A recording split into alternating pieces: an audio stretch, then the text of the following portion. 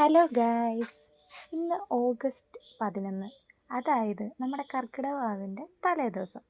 ഞങ്ങൾ വൈക്കംകാർ എല്ലാ കർക്കിടക വാവിനും തലേ ദിവസമാണ് ദാഹം വയ്ക്കുന്നത്.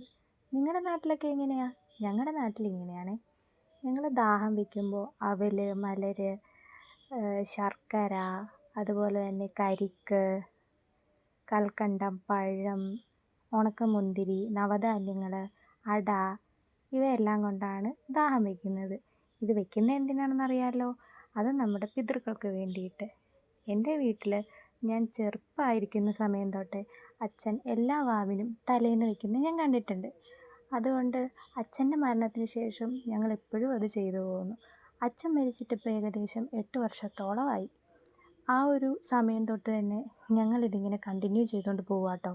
അമ്മയ്ക്കാണെങ്കിൽ കല്യാണം കഴിച്ച് വന്ന സമയം തൊട്ട് ഇതെല്ലാം നന്നായിട്ടറിയാം. അപ്പോൾ അമ്മയുടെ സഹായത്തോടു കൂടെ ഞാനും ചേച്ചിയും കൂടെയാണ് എല്ലാം ചെയ്യുന്നത്. അമ്മയും ഹെൽപ്പൊക്കെ ചെയ്യുന്നുണ്ട് കേട്ടോ. പിന്നെയാണെങ്കിൽ കുറേ പേർക്ക് സംശയമുണ്ട്, ഞാൻ എന്തിനാണ് ഇന്ന് തലേന്ന് ദാഹം വയ്ക്കുന്നത്? കർക്കിടകവാവിൻ്റെ അന്നല്ലേ ദാഹം വയ്ക്കുന്നത്, നിങ്ങളെന്താ ഇങ്ങനെ വയ്ക്കുന്നത് എന്നൊക്കെ ചോദിക്കുന്നുണ്ട്. പക്ഷേ എനിക്കതിനെക്കുറിച്ച് ഡീറ്റെയിൽ ആയിട്ടൊന്നും പറയാനറിയില്ല. ഞാൻ കുഞ്ഞുനാളും തൊട്ട് ഇങ്ങനെ തന്നെയാണ് കാണുന്നത്. എൻ്റെ അമ്മയുടെ സ്ഥലമെന്ന് പറയുന്നത് വൈക്കം തന്നെയാണ്.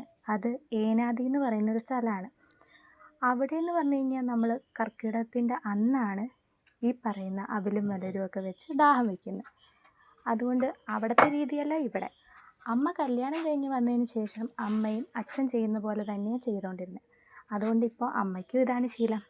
ഞങ്ങൾ നാളെ ആയിരിക്കും ഉച്ചയ്ക്ക് ചോറ്, ചിക്കൻ, മീൻ, അതുപോലെ സാമ്പാർ, അവിയൽ, തോരൻ, കള്ള് ഇതെല്ലാം കൂടെ ഉച്ചയ്ക്ക് ബലിയിട്ട് വന്നതിന് ശേഷം അവർക്കുള്ള ഉച്ചത്തെ വിഭവസമൃദ്ധമായ ഊണ് കൊടുക്കുക. അതിന് ശേഷം ഞങ്ങൾ അവരെ പറഞ്ഞു വിടും. അങ്ങനെയാണ് കേട്ടോ എല്ലാ വർഷവും ചെയ്യാറ്. നിങ്ങളുടെ നാട്ടിലും ഇങ്ങനെയൊക്കെ തന്നെയാണോ ചെയ്യുന്നതെന്ന് ജസ്റ്റ് ഒന്ന് കമൻറ്റ് ചെയ്യണേ. കൂടുതൽ വിവരങ്ങൾ ഇതിനെക്കുറിച്ച് നിങ്ങൾക്ക് എന്തെങ്കിലും അറിയാമെങ്കിൽ അതും കൂടെ ഒന്ന് കമൻറ്റ് ചെയ്യണം കേട്ടോ.